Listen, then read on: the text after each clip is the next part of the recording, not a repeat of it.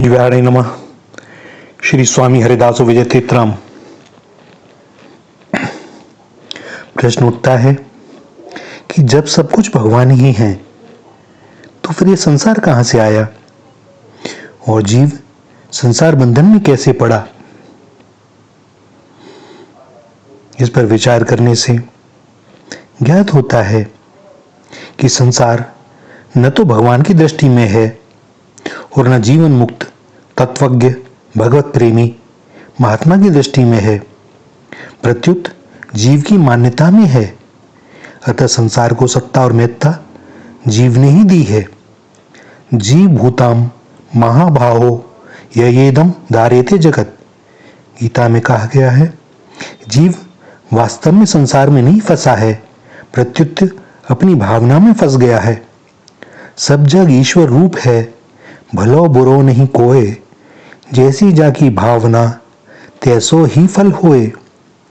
जीव ने संसार की सत्ता मान ली और सत्ता मानकर उसको महत्व दे दिया। महत्व देने से कामना अर्थात सुख भोग की इच्छा पैदा हो गई और इस इच्छा के कारण जीव जन्म मरण में पड़ गया। तात्पर्य यह हुआ कि एक भगवान के सिवाय दूसरी सत्ता मानने से ही जीव संसार बंधन में पड़ा हुआ है। अतः दूसरी सत्ता न मानने की जिम्मेवारी जीव की ही है। अगर वह संसार की सत्ता माने न माने तो संसार वास्तव में है ही कहां। ज्ञान मार्ग में तो अज्ञान बाधक है, पर भक्ति मार्ग में एक भगवान के सिवा किसी अन्य की सत्ता और महत्व स्वीकार करना यह सबसे बड़ी बाधा है। कारण कि वास्तव में अज्ञान की स्वतंत्र सत्ता है ही नहीं। अधूरे तथा विपरीत ज्ञान को ही अज्ञान कहा जाता है। इसी तरह भगवान के सिवाय अन्य किसी की सत्ता है ही नहीं। भगवान के ऐश्वर्य को ही संसार कहा जाता है। अज्ञान मिटता है विवेक का आदर करने से और अन्य की सत्ता मिटती है भोग बुद्धि का त्याग करने से। अज्ञान को मिटाने की चिंता ज्ञान मार्गी को होती है, भक्ति मार्गी को कदापि नहीं होती, क्योंकि भक्ति मार्गी का ज्ञान तो भगवान स्वयं मिटा देते हैं। राग द्वेष ज्ञान मार्गी के लिए भी बाधक है और भक्ति मार्गी के लिए भी। राग द्वेष पैदा ही होते हैं अन्य को सत्ता देने से, क्योंकि भक्ति मार्गी अन्य की सत्ता मानता ही नहीं।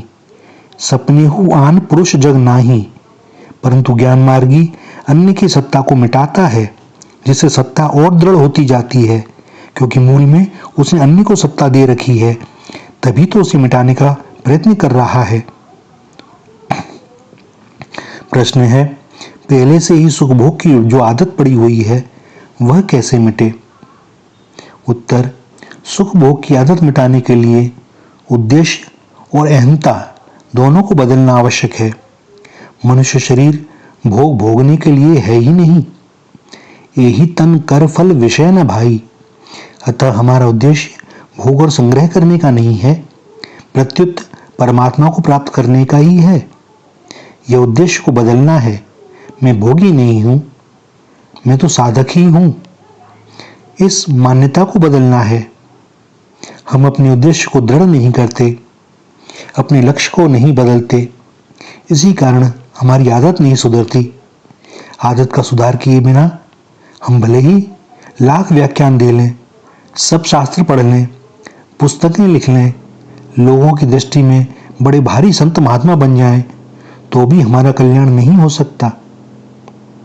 एक बार मथुरा के कुछ सज्जन रात को भोजन करके भांग पीकर विश्राम घाट पर आए और एक नौका पर बैठ गए। उन्होंने विचार किया, यमुना स्वतः ही प्रयागराज जाती है और हमें भी प्रयागराज जाना है, अतः नौका में बैठकर हम सुगमता से प्रयागराज पहुंच जाएंगे। ऐसा विचार कर उन्होंने जय यमुना मैया की कहा और नौका खेने लगे। वे रात भर नाव खेते रहे। सुबह होते ही उन्होंने एक शहर देखा तो किसी व्यक्ति से पूछा कि भाई ये कौन सा शहर है। उसने बताया कि यह मथुरा है।